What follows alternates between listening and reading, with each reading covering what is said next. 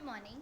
TYBA paper number 507 તમારા પ્રશ્નપત્રનું નામ છે ભાષાનો પરિચય. એમાં એકમ નંબર 2નો એકમ નંબર 1ના જે 3 પ્રશ્ન છે એ પ્રશ્નની ચર્ચા આપણે અગાઉના વિડીયોમાં કરી લીધી.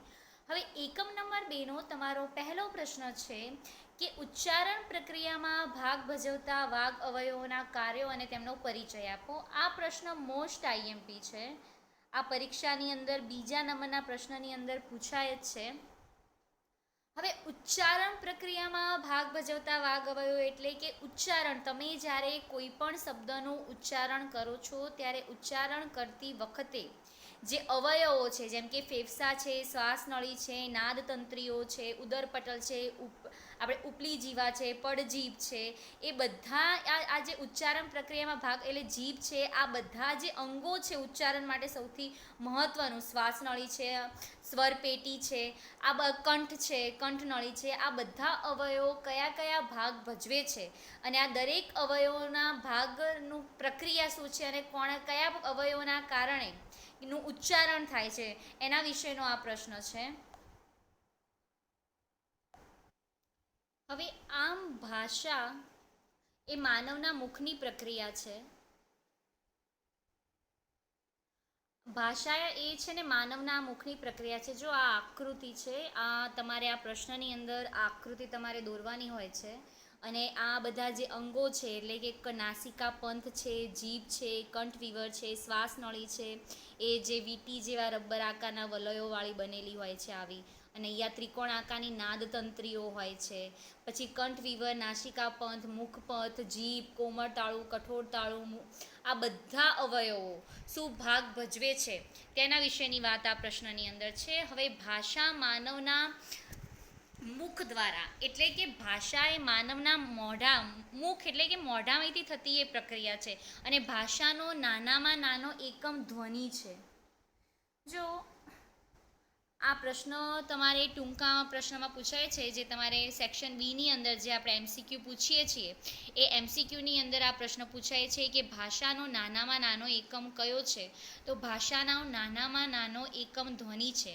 એટલે કે માનવ જ્યારે મુખ દ્વારા, જ્યારે શરીરમાંથી જે પોતા ધ્વનિનું ઉચ્ચારણ કરે છે અને ત્યારે ધ્વનિના ઉચ્ચારણ વખતે જ્યારે પોતાની શ્વસન પ્રક્રિયા એટલે શ્વાસોશ્વાસની ક્રિયાની અવરોધીને, એટલે કે શ્વસન તંત્ર સાથે જે જોડાયેલી છે, જેમ કે નાદતંત્રીઓ છે, શ્વાસનળી છે, અને આ બધા જ્યારે વાણીનું ઉચ્ચારણ કરીએ છીએ ત્યારે શ્વસન તંત્ર સાથે કયા કયા કાર્યો, તેને છે ને વાચિક અવયવો કહેવામાં આવે છે.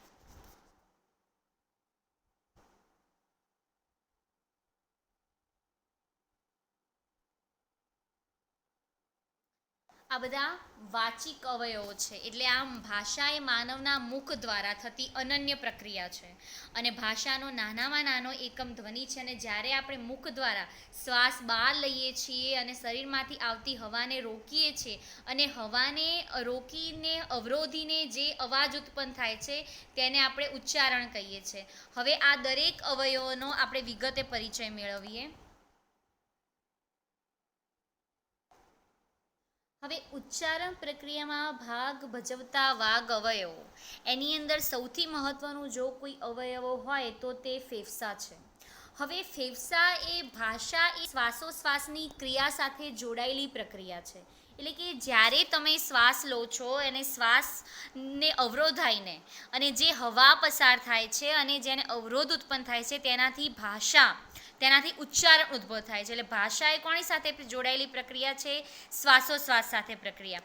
હવે ફેફસામાંથી હવા, ધારો કે ફેફસામાંથી હવા જ્યારે બહાર નીકળે છે ત્યારે એની ઉપર દબાણ થાય છે. હવે દબાણના કારણે એ ધ્વનિ અલ્પપ્રાણ છે કે મહાપ્રાણ? હવે ધ્વનિ સંકેતો એટલે ક, ખ, ગ, ધારો કે તમે એક ક, ખ, ગ એ શું છે? ધ્વનિ સંકેતો છે. એ ધ્વનિ સંકેતોને ભેગા કરીએ ત્યારે એક શબ્દ બને છે. આમ ફેફસામાંથી આવતી હવાના દબાણ ઉપર એ ધ્વનિ અલ્પપ્રાણ છે કે મહાપ્રાણ? એટલે કે જો હવાનું દબાણ વધારે હોય તો એ મહાપ્રાણ હોય અને હવાનું દબાણ ઓછું હોય તો કેવો હોય? અલ્પપ્રાણ. એટલે કે અલ્પપ્રાણ એટલે કે ધીમેથી ઉચ્ચારેલો.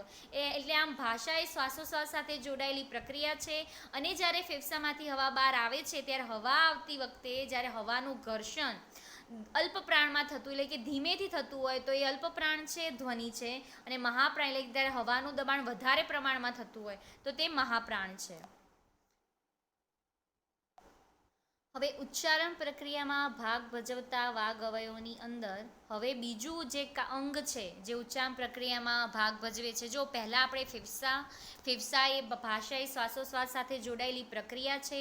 તેનો આધાર ફેફસા છે અને ફેફસામાંથી હવા જ્યારે પ્રસરણ પામે છે ત્યારે હવા જ્યારે ઝડપથી કે ધીમેથી એ હવા ઝડપથી દબાણ થતું હોય તો અલ્પ પ્રાણ આવે, એટલે કે ધ્વનિ સંકેતોની એટલે ધ્વનિ સંકેત એટલે ક ખ ગ એ બધા ધ્વનિ સંકેતો છે. અને ધ્વનિ સંકેતોને ભેગા કરી અને એક શબ્દ બને છે. તો અત્યારે હું જે બોલી રહ્યું છું અને જે શબ્દ ધારો કે શ્વાસ નળી, આ બધા ધ્વનિ એટલે કે આ બધા ધ્વનિ સંકેતો છે. આ ધ્વનિ સંકેતોના ઉચ્ચારણમાં પણ હવાને અવરોધ સાથે જે હવા એટલે કે જે ઉચ્ચારણ જે ભાષાના ધ્વનિ સંકેતો ઉદ્ભવ થાય છે તેના વિશે. હવે ફેફસા પછી છે શ્વાસ નળી. તો શ્વાસ નળી એ આ રહી, જો આ છે ને આ શ્વાસ નળી છે.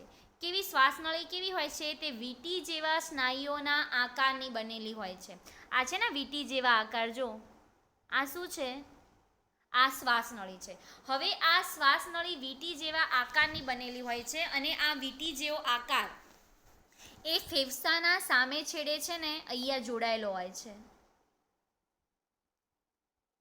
અહીંયા આ જે શ્વાસ નળીનો જે છે એ ફેફસા સાથે જોડાયેલો છે. આમ શ્વાસ નળીથી સ્વર પેટી સુધીનો જે અંગ છે શ્વાસ નળી છે. એટલે જે ફેફસામાંથી જે હવા બહાર આવે છે એ શ્વાસ નળીમાંથી બહાર આવે છે અને શ્વાસ નળીમાંથી બહાર આવ્યા પછી એ સ્વર પેટીને અડે છે.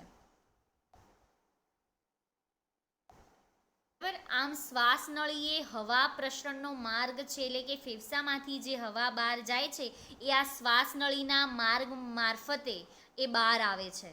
અને શ્વાસ નળી કેવી બનેલી હોય છે? તો વીંટી જેવા સ્નાયુઓની બનેલી હોય છે અને તેના બે છેડા ફેફસાની અંદર જોડાયેલા હોય છે. આમ શ્વાસ નળીથી લઈ એટલે કે ફેફસાથી લઈ અને સ્વર પેટી સુધીનો જે ભાગ છે એ ત્યાં શું આવેલું હોય છે? શ્વાસ નળી. હવે ઉચ્ચારણ પ્રક્રિયામાં ભાગ ભજવતા અવયવોની અંદર ફેફસા, શ્વાસ નળી, એના પછી આવે છે સ્વર પેટી. હવે સ્વર પેટી ક્યાં હોય છે? તો શ્વાસ નળીનો જે ઉપરનો ભાગ છે ને આર્યો, જો એ આકૃતિમાં છે ને સાઈડમાં લખેલું પણ છે કે સ્વર પેટી ક્યાં હોય છે, એટલે કે શ્વાસ નળીના ઉપરના ભાગની અંદર. જો ઉચ્ચારણ પ્રક્રિયામાં ભાગ ભજવતા અવયવોની અંદર પહેલાં આપણે ફેફસાની વાત કરી તો કે ફેફસામાંથી જ્યારે હવા બહાર આવે છે અને ફેફસામાંથી હવા બહાર આવતી વખતે હવાનું દબાણ કેવું છે? વધારે હોય તો મહાપ્રાણ કે અને હવાનું દબાણ ઓછું હોય તો અલ્પ પ્રાણ ધ્વનિ ઉદ્ભવે છે. એના પછી છે શ્વાસ નળી. આ ફેફસા પછી ચારિયા, જો આ છે ને આ શ્વાસ નળી છે. હવે આ શ્વાસ નળી કેવી હોય? તો શ્વાસ નળી વીંટી જેવા વલયોના આકાર જેવી બનેલી હોય. જો તમે આ સાઈડમાં આકૃતિમાં જો, આકૃતિમાં એ બતાવેલી બી છે અને સાઈડમાં લખેલું પણ છે કે આ શ્વાસ નળી છે. હવે શ્વાસ નળી એટલે કે અને આ શ્વાસ નળીના બે છેડા એ છે ને અહીંયા શું કહેવાય, અહીંયા જોડાયેલા છે ફેફસાની અંદર. આ જે બે છે એટલે આમ ફેફસાથી લઈ અને સ્વર પેટી સુધીનો જે ભાગ છે એ શ્વાસ નળીનો છે અને શ્વાસોશ્વાસની ક્રિયાની અંદર શ્વાસ નળી મહત્વનો ભાગ ભજવે છે. હવે એના પછી છે સ્વર પેટી. સ્વર પેટી એટલે કે શ્વાસ નળીના ઉપરના ભાગની અંદર સ્વર પેટી આવેલી છે. જો અહીંયા છે ને આકૃતિની અંદર દર્શાવેલું છે, આમ અહીંયા છે ને શ્વાસ નળી દોરેલી છે ને તેની અંદર આમ છે ને સ્વર પેટી છે આવી, જો છે ને આ રહી એ સ્વર પેટી. એ સ્વર પેટીને કંઠનાળ કે કંઠમૂળ પણ કહેવામાં આવે છે. ધારો કે તમે જુઓ તો અમુક જણ જ્યારે બોલતા હોય ને ત્યારે એને ગળાનો અહીંનો જે ભાગ હોય ને એ સહેજ આમ ઉપસેલો હોય છે. એને હેડિયું તરીકે પણ ઓળખવામાં આવે છે. હેડિયો એટલે અમુક જણને છે ને એ જે સ્વર પેટીનો જે ભાગ હોય ને આમ સહેજ અહીંથી આગળથી આમ ઉપસેલો હોય, એને હેડિયું કહેવામાં આવે છે. અને આરિયા જે નાદ એટલે જે અને જે આ સ્વર પેટી છે એ કાર્ટિલેજની બનેલી હોય છે.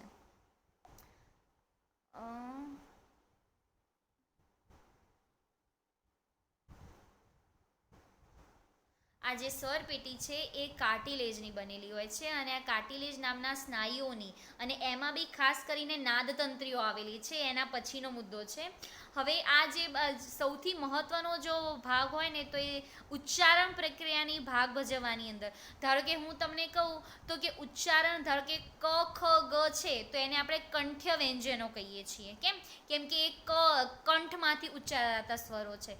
ધારો કે ત થ દ ધ એ બધા દંત્ય છે. કેમ કે એ લોકોના ઉચ્ચાર વખતે જીભ દાંતને અડે છે.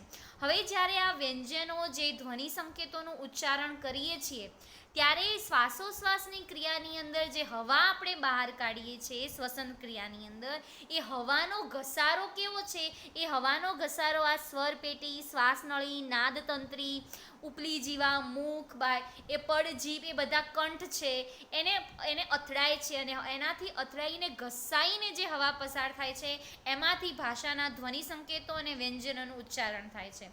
હવે ઉચ્ચારણ પ્રક્રિયામાં ભાગ ભજવતા વાગ અવયવોની અંદર આપણે ફેફસા, શ્વાસનળી અને સ્વરપેટીની ચર્ચા કરી. ફેફસા એ શ્વાસોશ્વાસની પ્રક્રિયા સાથે સંકળાયેલું એક મહત્વનું અંગ છે અને ભાષા પણ શ્વાસોશ્વાસની પ્રક્રિયા સાથે સંકળાયેલી છે. હવે જ્યારે શ્વાસ લેતી વખતે ફેફસામાંથી આપણે હવા બહાર કાઢીએ છીએ અને હવાનું દબાણ કેવું છે, વધારે હોય તો જે ધ્વનિ ઉચ્ચારાય છે તે અલ્પપ્રાણ ધ્વનિ છે અને જ્યારે હવાનું ઉચ્ચારણ વધારા પ્રમાણમાં હોય છે ત્યારે તે મહાપ્રાણ હોય છે. હવે ફેફસા પછી આપણે શ્વાસનળીની ચર્ચા કરી. શ્વાસનળી એટલે કે એ વીટી જેવા આકારના વલયોવાળી બનેલી હોય છે. જો આકૃતિની અંદર શ્વાસનળી પણ જોવાય છે, તમે જો વીટી જેવા આકારના આમાં વલયોવાળી બનેલી હોય છે ને આમ. અને આ શ્વાસનળી એ ફેફસા સાથે જોડાયેલી હોય છે. એટલે ફેફસામાંથી જે હવા જે બહાર આવે છે એ શ્વાસનળી, એટલે ફેફસાથી સ્વરપેટી સુધીનો જે માર્ગ છે એને શ્વાસનળીનો ભાગ કહેવામાં આવે છે. એના પછી આપણે સ્વરપેટીની ચર્ચા કરી.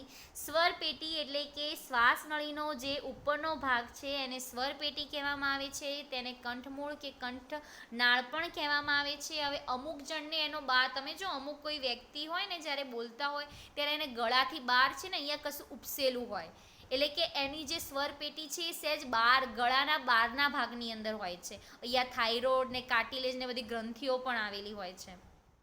તમે જો અમુક વાર છે ને અહીંથી આમ પકડીને બોલશો ને તો બી તમને અહેસાસ થશે કે તમે જ્યારે ઉચ્ચારણ કરો છો ત્યારે અહીંયા સ્વરપેટી ઉપર અસર થાય છે. તમે અમુક વાર જ્યારે ઉચ્ચારણ કરો અથવા તો કોઈ પણ તમે કોઈ સાથે પણ સામાન્ય વાત કરજો, હાલ પણ હું તમારી સાથે જ્યારે વાત કરી રહી છું ત્યારે તમે તમારો હાથ અહીંયા જ્યારે રાખશો ત્યારે તમને અહેસાસ થશે કે અહીંયા સ્વરપેટી છે અને જ્યારે હવાનું દબાણ થાય છે એના ઉચ્ચારણથી જે વ્યંજનો હાલ હું જે બોલી રહી છું એ બધા વ્યંજનો પણ હવાના દબાણ એના ઘસારા સાથેથી પસાર થતા વ્યંજનો છે. અને આર્ય જે સ્વરપેટી છે એ કાર્ટિલેજ નામના સ્નાયુઓની બનેલી હોય છે અને એની અંદર ત્રિકોણ આકારની નાદતંત્રીઓ આવેલી હોય છે. એના વિશેની ચર્ચા હવે આપણે આના પછીના વિડીયોની અંદર કરશું.